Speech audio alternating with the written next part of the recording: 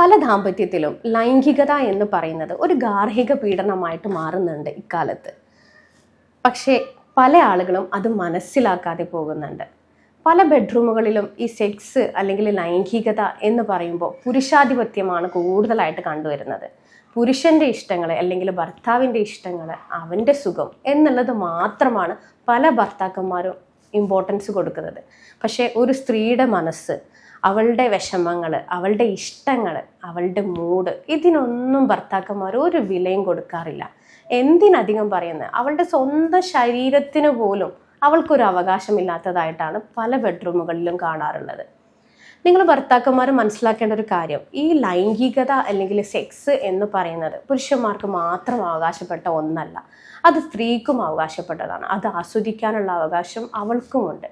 അപ്പോൾ നിങ്ങൾ നിർബന്ധമായിട്ടും നിങ്ങളുടെ ലൈംഗികതയിൽ അല്ലെങ്കിൽ നിങ്ങൾ ദാമ്പത്യത്തിൽ ഞാൻ ഈ പറയുന്ന കാര്യങ്ങൾ നിങ്ങൾ നിർബന്ധമായിട്ടും ശ്രദ്ധിക്കണം.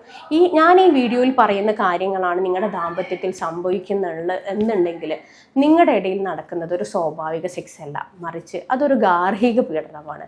ഞാൻ ഇന്നിവിടെ പറയാൻ പോകുന്നത് അതിനെക്കുറിച്ചാണ്. Doctor Nitasha Muhammad, doctor Basil homeopathy hospital, Malappuram ജില്ല, പാണ്ടിക്കാട്, കോഴിക്കോട്, നടക്കാവ്.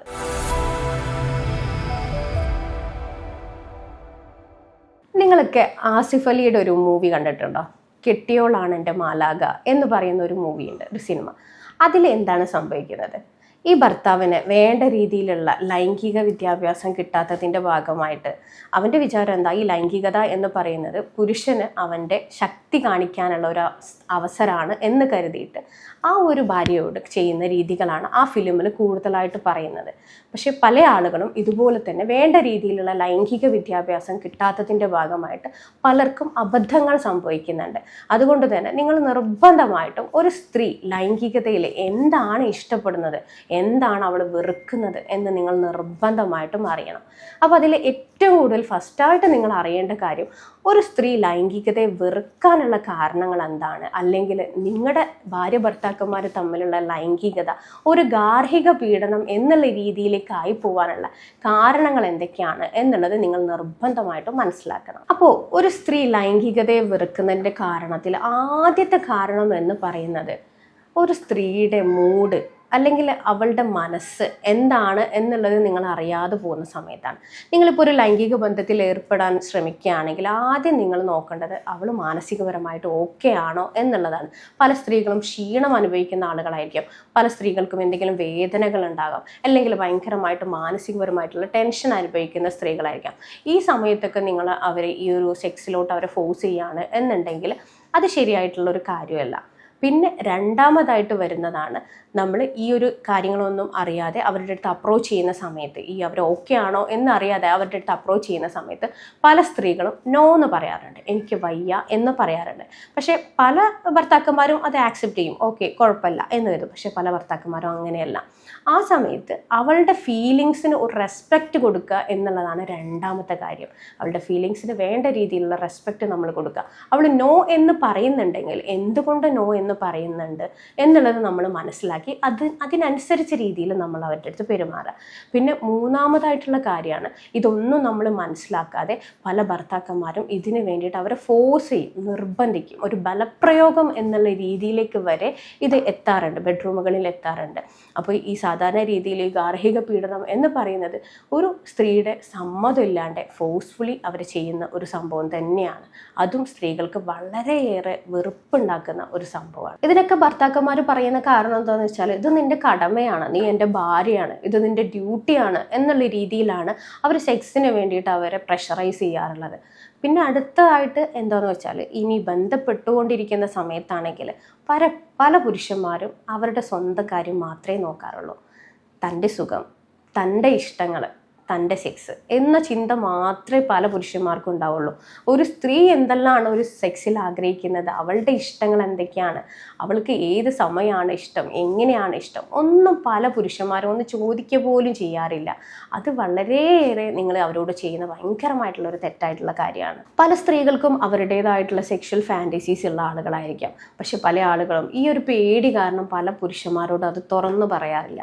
ഇനി ബന്ധപ്പെട്ട് കഴിഞ്ഞാൽ തന്നെ പല പുരുഷന്മാരും ചെയ്യുന്ന ഏറ്റവും മോശപ്പെട്ട ഒരു കാര്യം എന്താണെന്ന് വെച്ചാൽ അവരെ കമ്പയർ ചെയ്യുക, മറ്റുള്ള ഏതെങ്കിലും സ്ത്രീകളുമായിട്ട് കമ്പയർ ചെയ്യുക, അല്ലെങ്കിൽ എൻ്റെ ഫ്രണ്ടിൻ്റെ ഭാര്യ ഇങ്ങനെയല്ല, നീ എന്താ ഇങ്ങനെ എന്നുള്ള രീതിയിൽ അവരെ കമ്പയർ ചെയ്യുക. പിന്നെ കൂടുതലായിട്ട് പോൺ വീഡിയോസൊക്കെ വാച്ച് ചെയ്യുന്ന ആളുകളാണെങ്കിൽ അതിൽ കണ്ട രീതിയിൽ ആകണം തൻ്റെ സെക്സ് എന്ന് വാശി പിടിക്കുന്ന ഒരുപാട് പുരുഷന്മാരുണ്ട്. ഇതൊക്കെ നിങ്ങൾ മനസ്സിലാക്കുക, സ്ത്രീകൾ വളരെയേറെ വിഷമിക്കുന്ന ഒരവസ്ഥയാണ്, വളരെയേറെ ഈ ഒരു സെക്സിനെ അവർ വെറുക്കുന്ന ഒരവസ്ഥയാണ്. ഇനി ഇതൊക്കെ കഴിഞ്ഞാൽ ഒരു പുരുഷന് ചെയ്യുന്ന ഏറ്റവും വലിയ തെറ്റാണ്, ഇതൊക്കെ കഴിഞ്ഞു കഴിഞ്ഞാൽ ഒരു പുരുഷനും, മിക്ക പുരുഷന്മാരും, ഒരു പുരുഷനെന്ന് ഞാൻ പറയില്ല, മിക്ക പുരുഷന്മാരും ആർ യു ഓക്കെ എന്നൊരു ചോദ്യം അവരുടെ അടുത്ത് ഒരിക്കലും ചോദിക്കാറില്ല.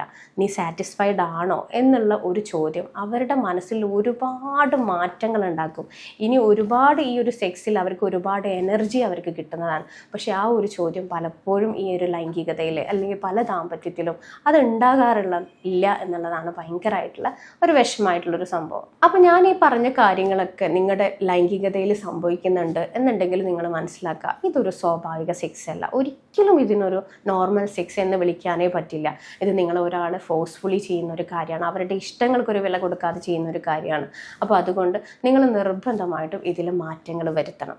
അതും നിങ്ങൾക്ക് ഞാൻ പറഞ്ഞ് മനസ്സിലാക്കി തരാം. എന്ത് ചെയ്താലാണ് ഒരു സ്ത്രീക്ക് ലൈംഗിക താല്പര്യം നിങ്ങൾക്ക് ഉണ്ടാക്കിയെടുക്കാൻ പറ്റുക, ലൈംഗികതയെ അവർക്ക് എങ്ങനെ ആസ്വാദകരമാക്കി മാറ്റാം എന്നുള്ളതും ഞാൻ ഈ വീഡിയോയിൽ നിങ്ങൾക്ക് പറഞ്ഞ് മനസ്സിലാക്കി തരാം. ഇതിൽ നിങ്ങൾ ആദ്യത്തേത് നിങ്ങൾക്ക് വേണ്ട ഒരു സംഭവം എന്താണെന്ന് വെച്ചാൽ ഒരു സ്ത്രീയുടെ കൺസെൻ്റ് ആണ് ഇതിൽ മെയിനായിട്ട് വേണ്ടത്. ഒരു സ്ത്രീയുടെ സമ്മതം, അവൾ ഇതിന് ഓക്കെ ആണ് എന്നുള്ളൊരു സമ്മതം നിർബന്ധമായിട്ട് നിങ്ങൾ വാങ്ങണം. അല്ലാതെ ഈ ഒരു സെക്സ് എന്ന് പറയുന്നത് ഒരു ഓർഡർ ഇടലോ അല്ലെങ്കിൽ ഒരു കമാൻഡിങ്ങോ അല്ലെങ്കിൽ അടിച്ചേൽപ്പിക്കലോ എന്നുള്ള രീതിയിൽ ഒരിക്കലും ആയി പോകരുത്. രണ്ടാമത്തത്, ഈ ഒരു സമ്മതം നിങ്ങൾക്ക് കിട്ടണമെന്നുണ്ടെങ്കിൽ നിങ്ങൾ ആദ്യം നിങ്ങളുടെ ഭാര്യയായിട്ട് ഒരു ഇമോഷണൽ ക്ലോസ്നെസ് ആദ്യം ഉണ്ടാക്കിയെടുക്കണം. നിങ്ങൾ ഭാര്യ ഭർത്താക്കന്മാർ തമ്മിൽ നല്ല സംസാരങ്ങൾ, അത് ബെഡ്റൂമിൽ മാത്രമല്ല അല്ലാതെ തന്നെ നിങ്ങളുടെ ഈ ഒരു ദാമ്പത്യത്തിൽ നിങ്ങൾ മുന്നേ അത് സെറ്റ് ചെയ്ത് വെച്ചിട്ടുണ്ടായിരിക്കണം. അതിന് വേണ്ടിയിട്ട് നിങ്ങൾ നല്ല രീതിയിൽ എഫേർട്ട് ഇടുക തന്നെ വേണം. മൂന്നാമതായിട്ട് നിങ്ങൾ ശ്രദ്ധിക്കേണ്ട കാര്യം എന്താ വെച്ചാൽ നിങ്ങൾ തമ്മിൽ, ഭാര്യ ഭർത്താക്കന്മാർ തമ്മിൽ നല്ല രീതിയിലുള്ള കമ്മ്യൂണിക്കേഷൻ ഉണ്ടാവുക എന്നുകൊണ്ട് ഞാൻ ഉദ്ദേശിച്ചത്, നിങ്ങൾ ഭർത്താക്കന്മാരാണെങ്കിൽ നിങ്ങളുടെ ഇഷ്ടങ്ങൾ അവരോട് തുറന്നു പറയാം. അതേപോലെ തന്നെ ഒരു സ്പേസ് അല്ലെങ്കിൽ ഒരു ഫ്രീഡം നിങ്ങളുടെ ഭാര്യമാർക്കും കൊടുത്തിട്ടുണ്ടാവണം. അവരുടെ ഇഷ്ടങ്ങൾ നിങ്ങളോട് പറയാനുള്ളൊരു സ്വാതന്ത്ര്യം അല്ലെങ്കിൽ പേടി കൂടാതെ പറയാനുള്ളൊരു സ്പേസ് നിങ്ങൾ ഓൾറെഡി അവിടെ ക്രിയേറ്റ് ചെയ്തിട്ടുണ്ടായിരിക്കണം. എന്നാൽ മാത്രമേ നിങ്ങൾക്ക് ഈ സെക്സ് നല്ല രീതിയിൽ ആസ്വദിക്കാൻ പറ്റുള്ളൂ. പിന്നെ ഞാൻ മുന്നേ പറഞ്ഞ പോലെ തന്നെ അവൾ നോ എന്ന് പറഞ്ഞിട്ടുണ്ടെങ്കിൽ അവളുടെ ആ ഒരു ഫീലിങ്സിനെ നിങ്ങൾ റെസ്പെക്റ്റ് ചെയ്യണം. അവൾ നോ എന്ന് പറയുന്നുണ്ടെങ്കിൽ അതിനായിട്ടുള്ള കാരണങ്ങൾ ഉണ്ടാവും. ആ കാരണങ്ങൾ എന്താണ് എന്നുള്ളത് നിങ്ങൾ ചോദിച്ചറിയുക, അതിന് പരിഹാരങ്ങൾ കാണാൻ അവരെ നിങ്ങൾ ഹെൽപ്പ് ചെയ്യുക. ഇതാണ് ഒരു ഭർത്താവ് ചെയ്യേണ്ട ഏറ്റവും വലിയ കാര്യം. പിന്നെ നിങ്ങൾ ശ്രദ്ധിക്കേണ്ടത്, ഇനി നിങ്ങൾ ബന്ധപ്പെട്ടുകൊണ്ടിരിക്കുന്ന സമയത്താണെങ്കിലും ഡയറക്റ്റ് ആയിട്ടുള്ള പെനിട്രേഷനിലോട്ട് പോകാതെ ആദ്യം തന്നെ കുറച്ചൊരു അഫെക്ഷനേറ്റ് ആയിട്ട് കെയറിങ്, കിസ്സിങ്, ഹഗ്ഗിങ് എന്നുള്ള രീതിയിലേക്കൊക്കെ ആയിട്ട് കുറച്ച് ടൈം എടുത്തിട്ട് മാത്രം ഇതിലേക്ക് എൻ്റർ ചെയ്യുക. അല്ലാതെ ഡയറക്റ്റായിട്ട് ഒരു പെനിട്രേഷൻ എന്നുള്ള രീതിയിലേക്ക് ഒരിക്കലും പോവാണ്ടിരിക്കുക. പിന്നെ ഏറ്റവും ഇമ്പോർട്ടൻ്റ് ആയിട്ട് ഞാൻ മുന്നേ പറഞ്ഞു, നിങ്ങൾ ശ്രദ്ധിക്കേണ്ട കാര്യമാണ്, എല്ലാം കഴിഞ്ഞു കഴിഞ്ഞാൽ ആർ യു ഓക്കെ എന്നുള്ളൊരു ചോദ്യം അത് നിർബന്ധമായിട്ടും നിങ്ങളുടെ ദാമ്പത്യത്തിൽ അല്ലെങ്കിൽ നിങ്ങളുടെ സെക്സിൽ നിർബന്ധമായിട്ടും ഉണ്ടായിട്ടുണ്ടാവണം. അപ്പോൾ ഈ സെക്സ് എന്ന് പറയുന്നത് ഒരിക്കലും ഒരു പുരുഷൻ അവരുടെ ശക്തി പ്രയോഗം അല്ലെങ്കിൽ ഒരു അധികാരം കാണിക്കൽ എന്നുള്ള രീതിയിൽ ഒരിക്കലും ആയി പോകരുത്. ഇത് നിങ്ങൾ രണ്ടുപേരും, നിങ്ങൾ ഭാര്യ ഭർത്താക്കന്മാർ തമ്മിൽ നിങ്ങൾ രണ്ടുപേരും കൂടി സംഭവിക്കേണ്ട ഒരു സംഭവമാണ് ഈ സെക്സ് എന്ന് പറയുന്നത്.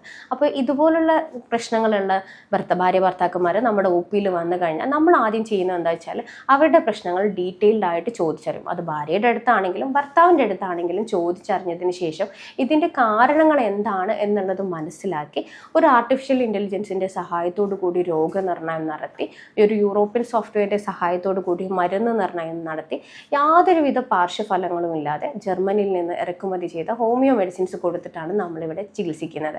ഇത് കൂടാതെ കൗൺസിലിംഗ് ആവശ്യമായിട്ടുള്ള കേസുകൾ, ചില ആളുകൾക്ക് ഇതിൻ്റെ അറിവ് കിട്ടാത്തതിൻ്റെ ഭാഗമായിട്ടായിരിക്കാം അങ്ങനത്തെ ആവശ്യമായിട്ടുള്ള കേസുകളിൽ കൗൺസിലിംഗ് തെറാപ്പികളും കൊടുക്കാറുണ്ട്. അപ്പോൾ ഇതുപോലുള്ള ബുദ്ധിമുട്ടുകൾ അനുഭവിക്കുന്നവരാണ് നിങ്ങളെങ്കിൽ ഞാൻ താഴത്ത് കൊടുത്ത നമ്പറിൽ നിങ്ങൾ എന്നെ കോൺടാക്ട് ചെയ്യുക. ഞാൻ doctor Nitasha Muhammad, doctor Basil's homeopathy hospital, Malappuram ജില്ല, പാണ്ടിക്കാട്, കോഴിക്കോട്, നടക്കാവ്.